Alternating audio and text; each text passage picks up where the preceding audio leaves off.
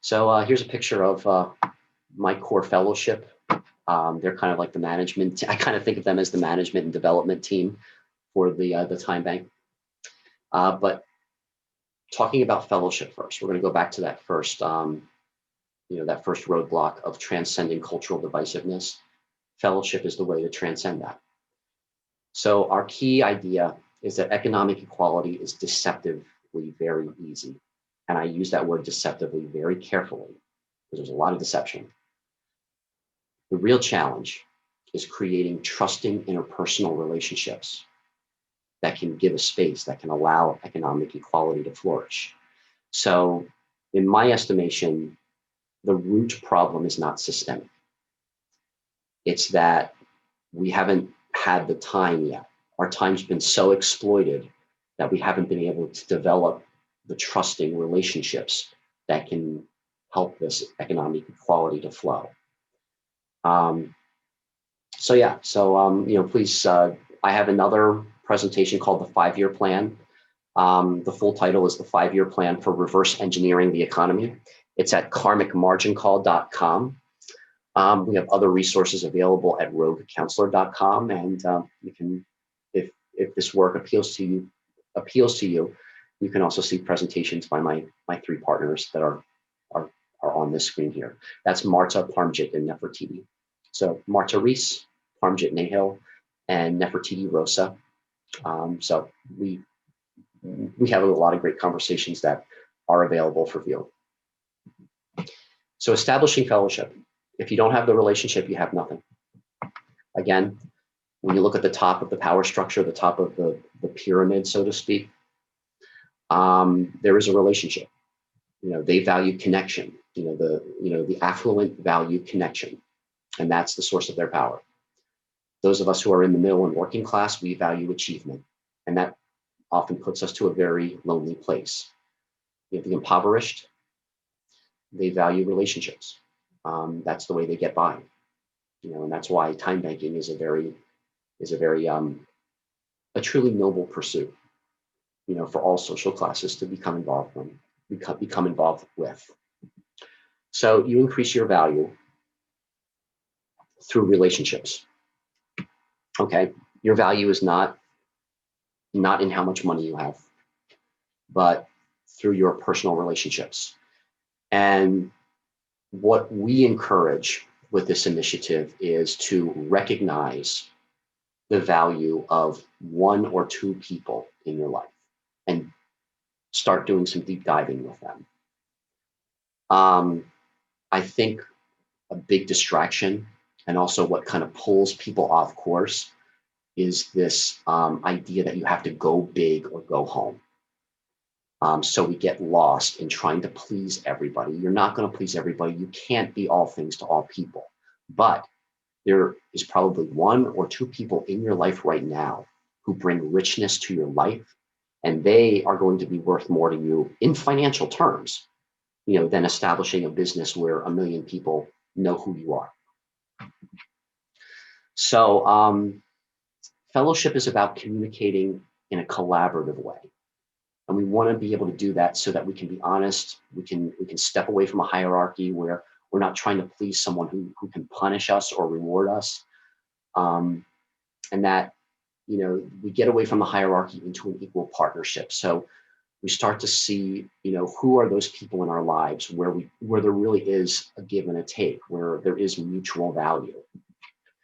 The 5-year plan goes into more detail, but you double your value in this economic system, in the time banking economic system or the reverse market mechanics system, by participating in a group where, you're not the facilitator, you're there to be facilitated. And then you facilitate a group, based on something that you are passionate about. One of the things I'm passionate about is having deep healing conversations around the issue of bullying and suicidal ideation. I have a fellowship where we produce theater around that conversation. So I'm within a group of 3 other women. Not that I'm a woman, but I'm in a group of 3 other people, myself and 3 women, who have those conversations about bringing theater to the mental health community. So that's a fellowship. That's just an example. Your example can be completely personalized to you. And our goal, our mission, is to spend time with others who genuinely are cultivating the skills for giving and taking in an exchange. And that's a lot of work. That's a lot of work. Either we err on the side of just giving and not receiving, or we're in the habit of just taking and not really giving back. So we spend time with others who are genuinely cultivating that skill to find the balance. So so that's fellowship. So again, please go to karmicmargincall.com and view the 5-year plan if you want to do a little more, have a little more understanding about fellowship. So fellowship will reverse cultural divisiveness. Now we're going to get into time banking just a little bit. The key concept of time banking is that your time is a tangible and measurable asset, and we can reassign value to that time. In the extractive economy, time is exploited. We talk about this concept called social capital. What you have to teach. What your energy is, how much energy you have to serve people. All of that is time spent in procuring social capital, and that has value. That has exponential value. It's just being exploited at the moment. So time banking is the idea that one person's hour is equal to another person's hour. And that a value is no longer assigned by socioeconomic status. So time banking is a free resource. You can join the time bank at any time. Just go to karmicmargincall.com and click on an application. We ask for 2 references, and you can be a part of the community, without any financial obligations or costs. You can connect to other change agents, thought leaders, and influencers from all over the world. I'm going to put my video box right there in the clock. So that is our aim. We are a very small time bank at this moment. At this time, we're starting the conversation, but already we have members from the UK, from Canada. I talk every day to people from Nigeria, Australia, the Netherlands. So we're looking to bring those change agents together and start to have productive dialogues on how not only to move each individual initiative forward, but how to change the entire makeup of the economy. We do have a revenue sharing plan based on voluntary donations. And I say that very gingerly because I just recently found out that since we're not an established nonprofit, we're not allowed to say we're taking donations in Canada. So I'm working on changing that language up a little bit, but there is a revenue sharing program available, and I'll go into that more in detail when we talk about reverse market mechanics. The voluntary donations reflect the time invested in the community. This is something else we're going to talk about a lot in a little bit, where there's really 2 economies, and that's what is creating a lot of this tension and conflict with us as individuals. There's the extractive economy, which is financial, how we financially measure assets or debt. And then there's the economy of time. And that is how we spend our time. We take time, we appreciate time. So the time economy is actually infinitely more valuable than the financial one, but we'll go into that here in a moment. But the voluntary donations will reflect the time invested in the community. You can earn compound interest based on your time invested, and that is financial. That is something that once we start breaking it down and getting into the real math of how a time-based economy can work, you can earn compounded interest, and that is monetary, that is money, that is financial value. Again, free presentation, 5-year plan. at the Karmic Margin Call program. I'm sorry, the Karmic Margin Call project, karmicmargincall.com. We go into how we intend to generate $1 trillion of revenue that is reallocated equally.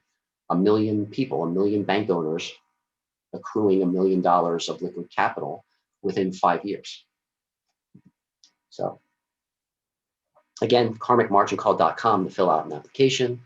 And time banking, once again, reverses this competitive conditioning. All right. So let's talk about reverse market mechanics. That really is going to be the crux of what we're talking about today. So here are 2 images. On the right is a pyramid with a little bullseye in it. The bullseye kind of represents how another system kind of grows organically within that system. But my suspicion is a lot of you have been introduced to the pyramid of power, how our power system works. Very small percentage of people with knowledge who understand the interconnectedness of things kind of run the world for everybody else. So this is run by compartmentalization. It's run by secrecy. It's run by putting this carrot in front of everybody, usually by the media, saying yes, you can achieve this too.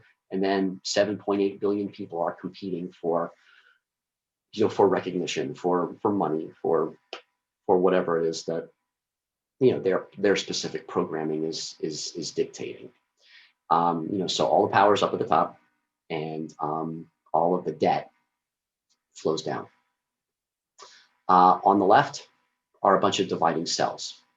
This represents the regenerative economy. So where the pyramid represents the extractive economy, the dividing cells represent the regenerative economy. So so it's like, kind of like your time is like an individual cell. So when you participate in a fellowship, that cell is growing.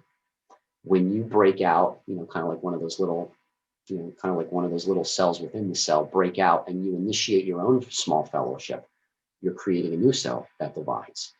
So that not only is your time being dedicated towards a regenerative economy, other people are dedicating their time to your efforts, and then starting their own initiative, so that the time compounds on top of itself instead of the debt. And that's really what we're talking about when we're talking about the financial system, is debt. All right, so reverse market mechanics is the accounting process of leveraging time for creating an equal partnership economy.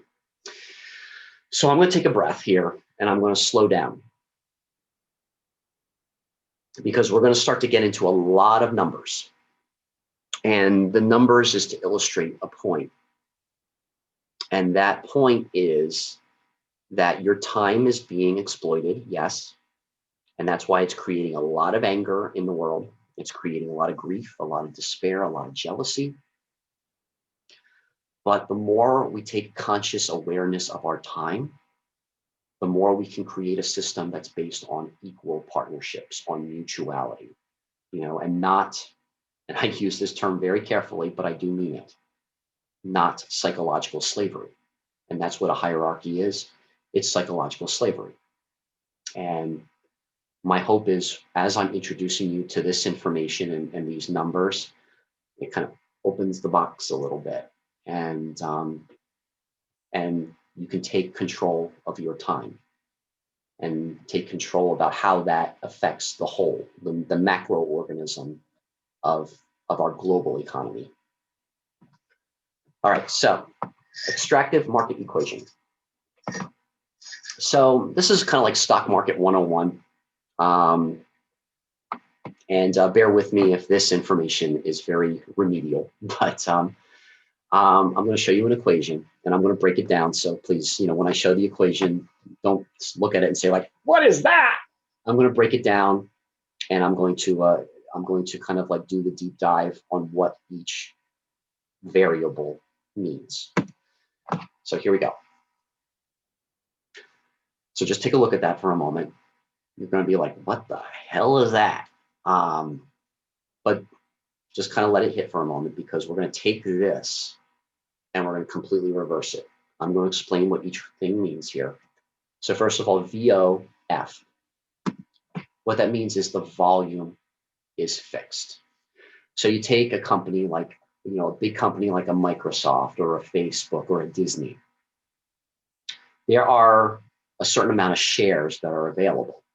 Like with Microsoft, I think it's like, somewhere over 1 billion shares. That number is fixed.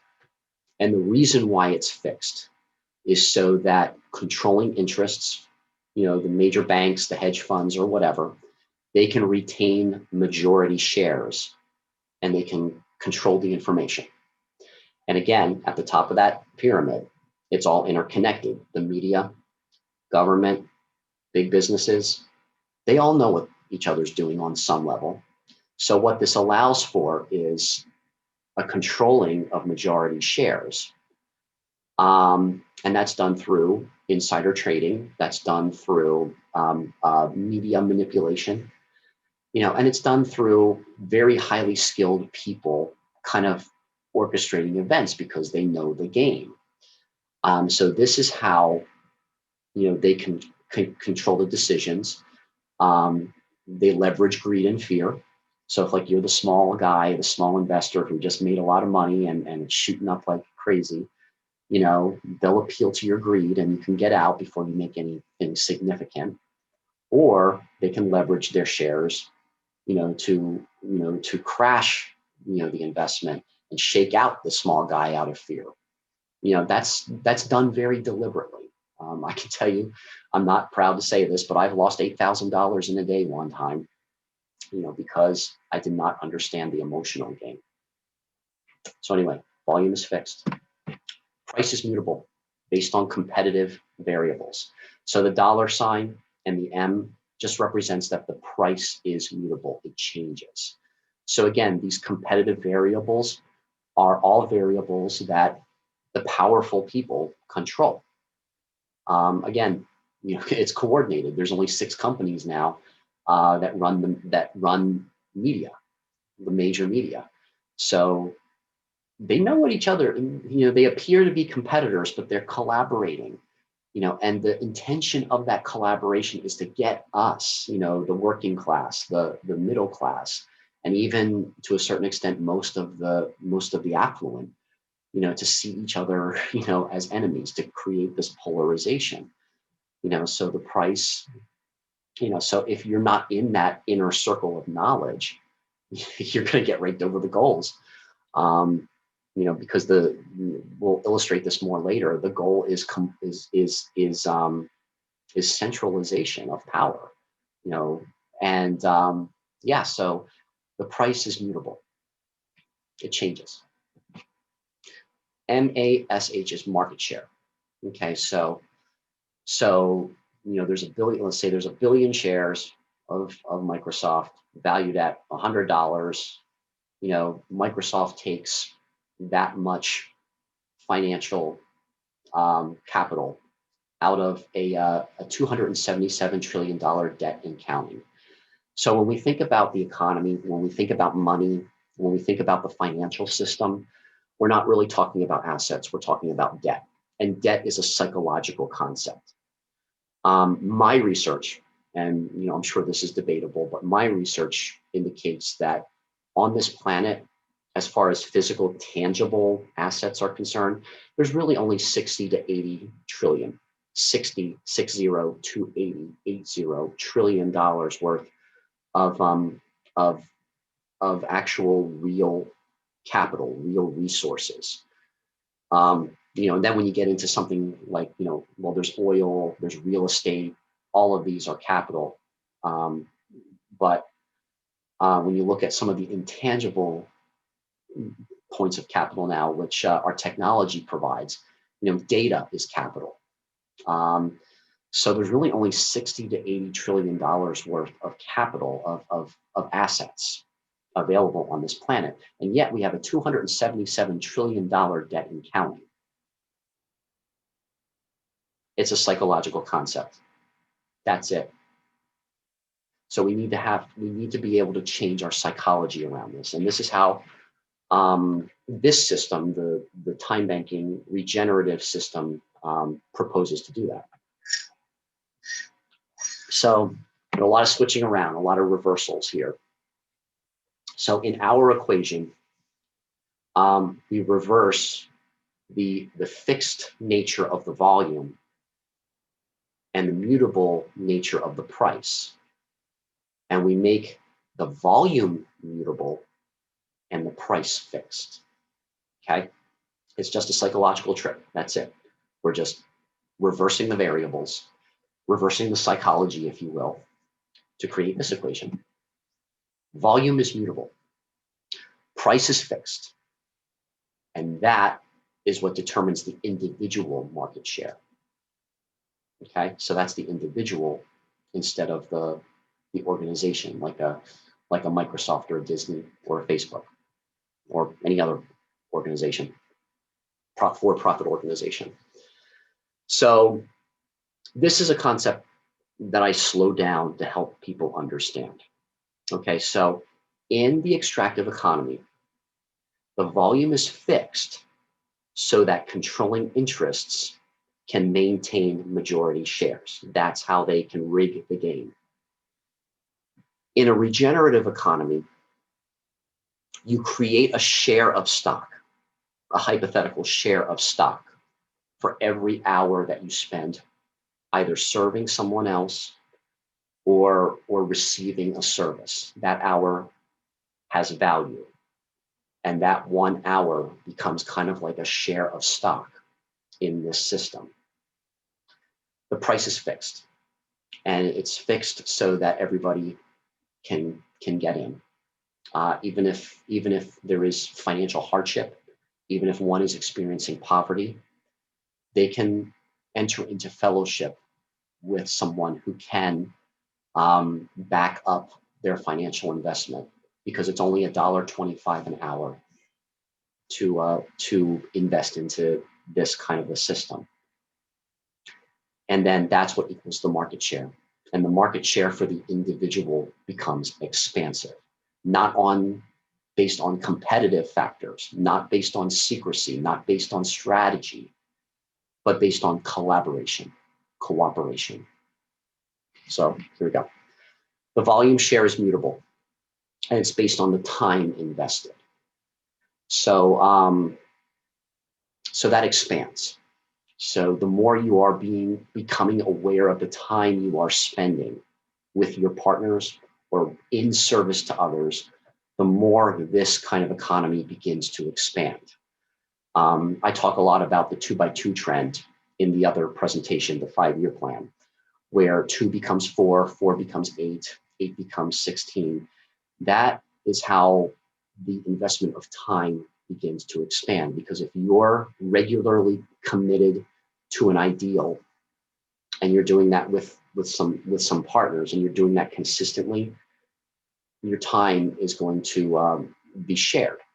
And then when you initiate another fellowship or initiate another plan or program or class or whatever it is that you do, you're engaging more people to dedicate their time to something that is regenerative.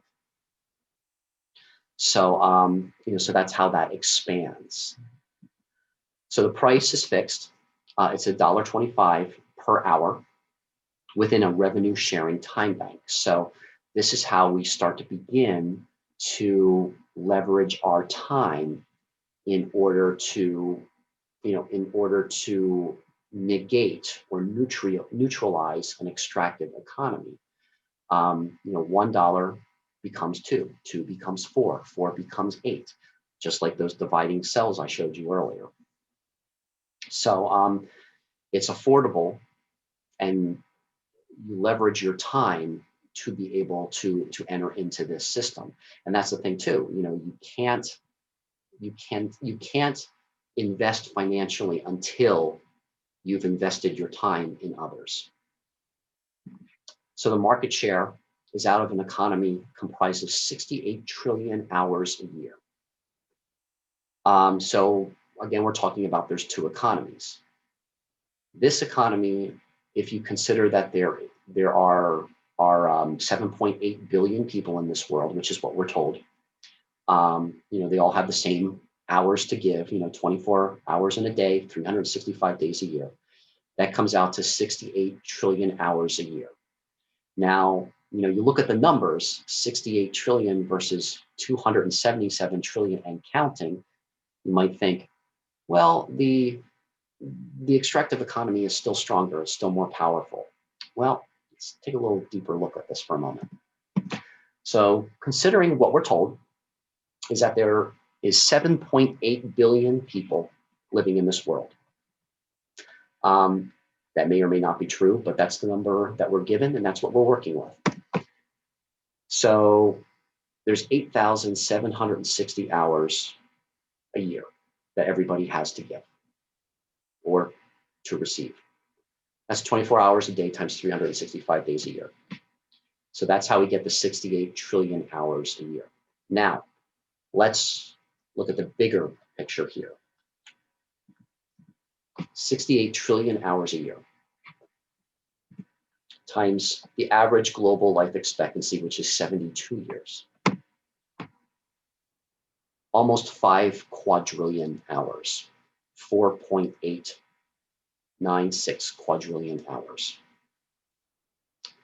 Let that hit you for a moment.